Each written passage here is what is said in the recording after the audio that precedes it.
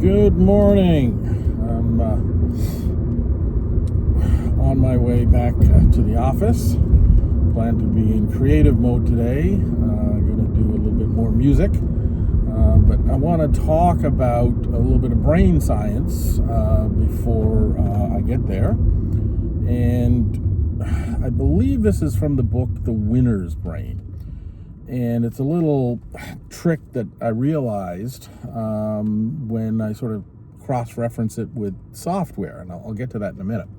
So there's a lot of breath work in in the healing circles and whatever. And breath work is simply breathing slow and low. Now there's all kinds of patterns and all kinds of ways to do it.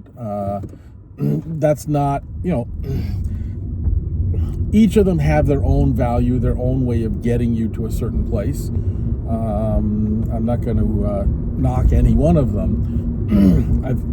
The main thing is just getting yourself to a state where your limbic system is not in fight or flight mode or reacting to something. And in theory, you can deal with everything through breath work.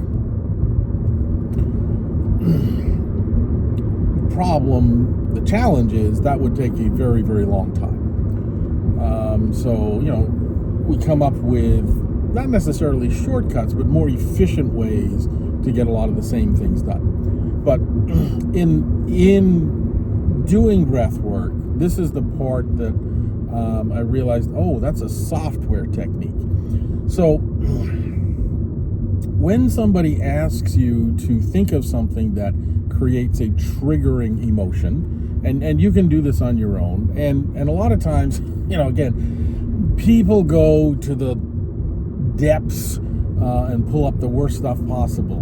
Don't do that. Work with something light until you get the technique, and then gradually build up to stronger and stronger things, because the technique is getting the technique right is way more important. So like a pet peeve or something that has an emotional reaction but not a majorly strong one, because you don't want to get stuck in a rabbit hole here.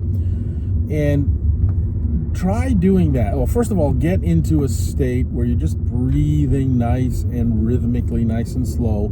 You might want to put a metronome on in the background, or something that has a clock or a timer, so that you can keep yourself sort of in sync. HeartMath has this great, they used to have a little device that you held, and while you hold it, it would check and make sure that you're in coherence. That's when your breathing and your heartbeats actually align, which is kind of that ultimate state of relaxation for the limbic system. It just calms everything down. So while you're doing that, you've gotten to that state, then just bring up that pet peeve or that thought or that triggering thing, and just try and hold it. They ask you to give it a name, and a lot of people get confused here because they start going, that's sad, or that's anger, or that's depression. No. You're not classifying it. You could call it Fred. It doesn't matter.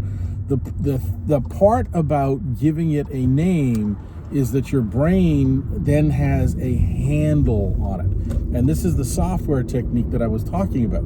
So when you have that handle, in software, it's a reference, and it just points to something else. So now the prefrontal cortex, the part of the brain that deals with logic, now has a handle, a pointer to where this emotion is coming from. And what this allows the prefrontal cortex to do, because the prefrontal cortex does logic, does reasoning, it manages to examine that, and it may be able to diffuse it, because it may not make logical sense. It made sense at the time because when whatever it was introduced to you, it was a fight or flight moment. There may be shock, there may be trauma, there may be a bunch of things behind it. And what you did in that moment is precisely what the body says I need to do right now in order to survive. which is no longer true until you give it a better option by processing the emotion, letting it play out, and then the brain can go, oh, we may have better choices here, or better yet, we may be able to have choice in the moment because it becomes no longer a trigger. Anyway, that's what I wanted to share. It's a bit of a software technique. I apply software techniques to a lot of the work that I do with the magic words, simply because I find them very effective. Now, you don't need the magic words for any of this. They're good for that, but what I'm trying to show you is sort of the science and a lot of the stuff that I've discovered along the way to put my tools and techniques together. All right. So I hope you enjoyed that. I hope that made a little bit of sense to you. I hope that helped somebody. Yeah, please feel free to comment, suggest, let me know, other tools and tricks that you've discovered. Because I don't have a lock on everything by any means whatsoever. So, yeah, that's it. Have yourself a wonderful day. Just breathe nice and slowly and gently. Oh, and one more thing. There's a phrase that I use when something comes up as a trigger, and this may also be helpful, is I got this. And the meaning behind that being, yeah, I know that might be dangerous. I know this is a trigger. However, I'm aware of it consciously, and I'm capable of handling it. So when you do the I got this, that can have a profound effect on these triggers going forward.